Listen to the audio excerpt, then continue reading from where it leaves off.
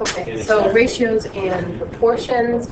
Just a review here. So a ratio is going to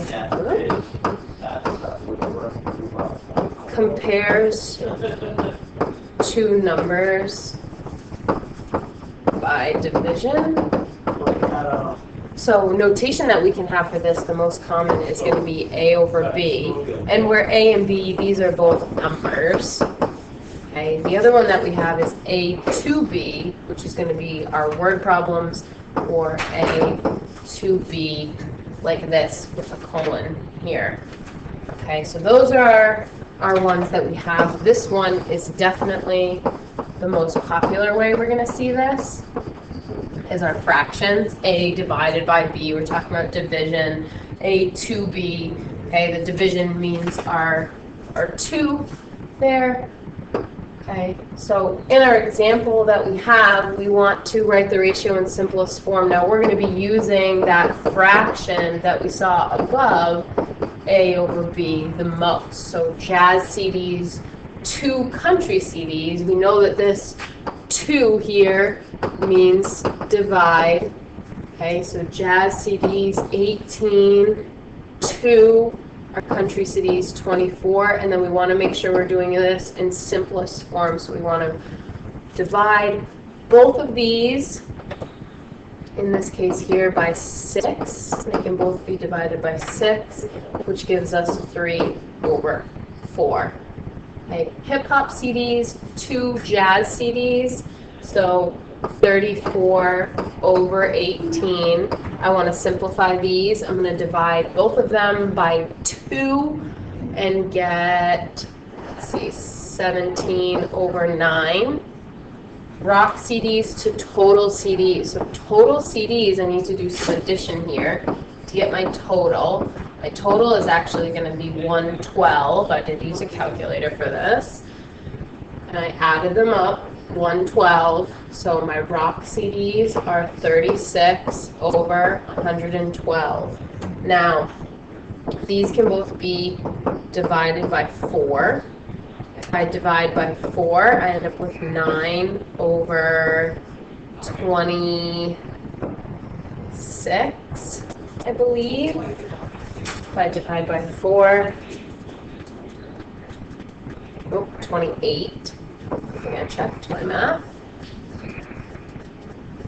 Okay, so that's an 8. There, I'll fix this. So 9 over 28 is what you get. And I can't divide these anymore. Then I have total CDs, 112 over my country CDs, which is 24. I'm going to start by dividing these both by 4 as well. I know that that's going to work for 112, and 112 is a big number. So 28 and then 24 divided by 4 gives me 6. Okay, now I can see that these are going to both be divided by 2 as well, because they're even numbers, so that's going to give me 14 over 3, and that's as far as I can go for that.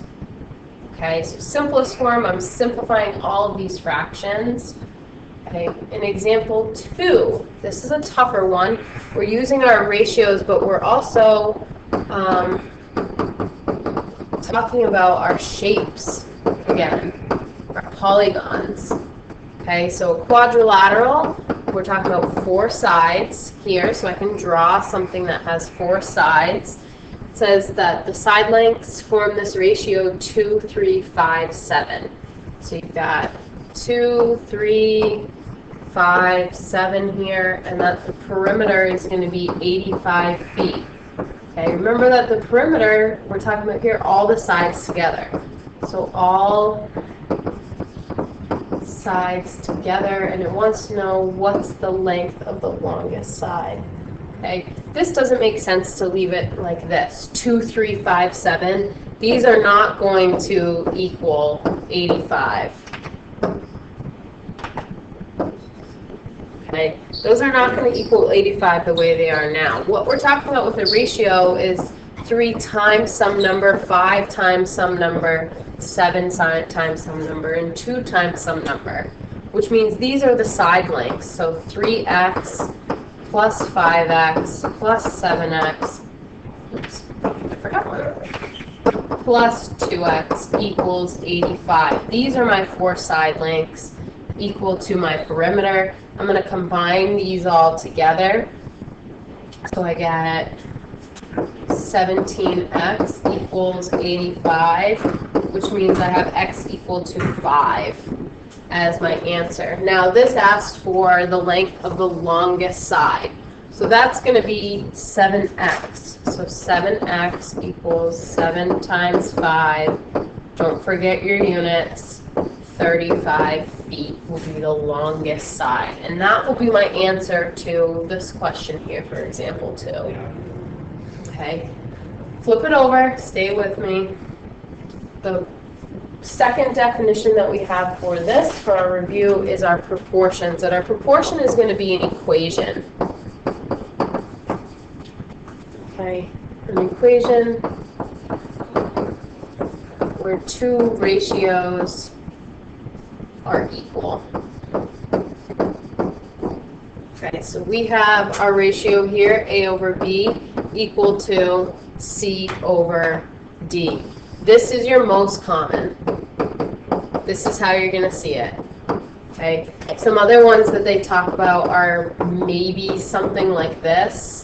Okay, not as common, but it does happen sometimes, or in your word problems with the word 2. Okay. So our examples here that we have to solve each proportion, okay, we're going to use cross multiplication. Okay, so using cross multiplication, we're really going to make an x with what we have. We're really going to use that multiplication sign. So what that means here, for our 2 fractions, we have a ratio here, 5 over y equal to 45 over 63. I'm going to cross these up and really make a x out of these. So that means that I'm going to have 5 times 63 equal to y times 45. Okay, notice that these two, you had 5 over y, these are first, and then you had 45 over 63. These are second, with my equal sign staying in the middle. So I need to do a little bit of math here. 5 times 63 is going to give me 315. Y times 45, you can keep it like this, but most of the time we write this as 45y. And now I just need to divide by 45 to get my answer for y. And y can stay on this side, or you can write it as y equals 7. Either one is fine. Once you have it down to that part there, it doesn't matter too much.